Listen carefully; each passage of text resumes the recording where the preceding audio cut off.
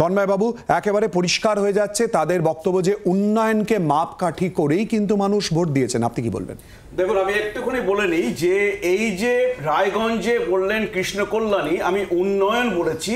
এই 1 মাস আগে উনি কিন্তু রায়গঞ্জে সবাইকে উন্নয়নের কথা বুঝিয়েছিলেন। তারপরে এই রায়গঞ্জে প্রায় 47,000 ভোটে পিছিয়েছিলেন। আপনারা কি করলেন? আমি একটু বলে দিই, শেষ করতে দিই। এবার এই 1 মাসের মধ্যে তো কথা হচ্ছে যে কত উন্নয়ন হলো। হ্যাঁ, পশ্চিমবাংলার মানুষ দেখেছে 1 মাসের মধ্যে জয়ন্ত সিনহার উন্নয়ন হয়েছে, সে অট্টালিকা বানিয়েছে, সে হচ্ছে অনুপ্রেরণায় এখন আলিয়াদহকে ওয়াশিংটন ডিসি বানানোর চেষ্টা করছে, সেই জন্য সে হোয়াইট হাউস তৈরি করছে। এইগুলো উন্নয়নগুলো উনি মানুষের সামনে বলেছেন যে এইগুলো হয়েছে।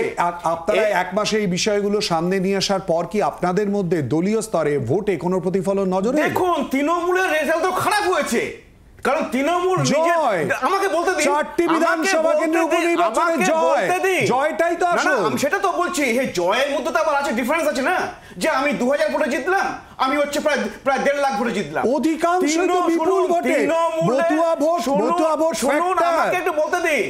এবার হচ্ছে এখানে 4টে আসনে 2টো কমন জিনিস কাজ করেছে। একটা হচ্ছে তৃণমূলের সন্ত্রাস, যাতে বিজেপির ভোটাররা সংগঠন পর্যন্ত পৌঁছতে না পারে। আপনাদের সংগঠন, আমাদের সংগঠন বলে দিচ্ছি, আমি মাঝখানে বাঁধাতে পারি না, আপনি কথা বলতে দিন।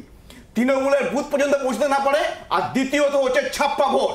আপনার মনে থাকবে দিনহাটাতে 2021 সালে তৃণমূল হেরেছিল, সেই প্রার্থী আবার এসেছিল, আবার বাই ইলেকশন 6 মাসের মধ্যে হয়েছিল, 84% ভোট পেয়েছিল, 1,64,000 ভোটে জিতেছিল।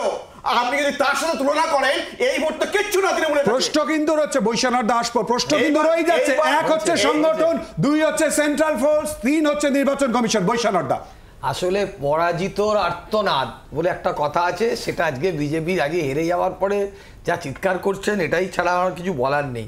কেন্দ্রীয় বাহিনী রেখে সেন্ট্রাল নির্বাচন কমিশনের তত্ত্বাবধানে এই নির্বাচন হয়েছে এবং 4টে বিধানসভা কেন্দ্রেই তৃণমূল কংগ্রেস ব্যাপক ভোটে জয়লাভ করেছে। এটা পরিষ্কার হয়ে গেল যে লোকসভা নির্বাচনের যে প্রেক্ষিত সঙ্গে বিধানসভার উপনির্বাচনের প্রেক্ষী আলাদা ছিল এবং মমতা ব্যানার্জির প্রতি রাজ্যের মানুষের যে আস্থা, সেই আস্থা দিনের পর দিন বাড়ছে। যতই কুৎসা করে অপপ্রচার করে বলা হোক, অনেক রকম চেষ্টা হয়েছে। কেন্দ্রে বলা হয়েছে আপকি বার 400 কি পার, 240-এ থেমে গেছে। পশ্চিমবাংলায় বলেছিল যে এবারে আমরা 40টা পাবো, কখনো বলেছে 30টা পাবো। অমিত শাহ এসে 12তে থেমে গেছে। তো এইটাই মানুষ বুঝেছে যে ফেরেববাজি করে, মানুষকে ভুল বুঝিয়ে, জোচ্চুরি করে মানুষকে বললে তার ফল এরকমই হয়। আজকে বিজেপি পার্টির 4টে সিটেই আপনি দেখুন ভোট শতাংশ কোথায় গিয়ে নেমেছে, কত ভোট ওরা লুজ করেছে। আর সন্ত্রাসের কথা ওনারা যেটা বলছেন, এটা একটা রুটিন বক্তব্য, এটা প্রতিবারই ওনারা হেরে যাওয়ার পর বলেন। আগে থেকেই সন্ত্রাস। আমরাও তো সিপিএম আমলে রাসবিহারী বিধানসভা কেন্দ্রে শোভনদেব চ্যাটার্জিকে উপনির্বাচনেই জিতিয়েছিলাম। আমাদের সময় তো একবার নর্থ ক্যালকাটায় শ্যামপুরে কিরণ চৌধুরী জিতেছিল।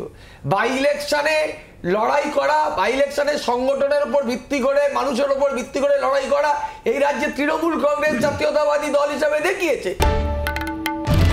বাংলার আওয়াজ, বাঙালির আবেগ, জি 24 ঘন্টা।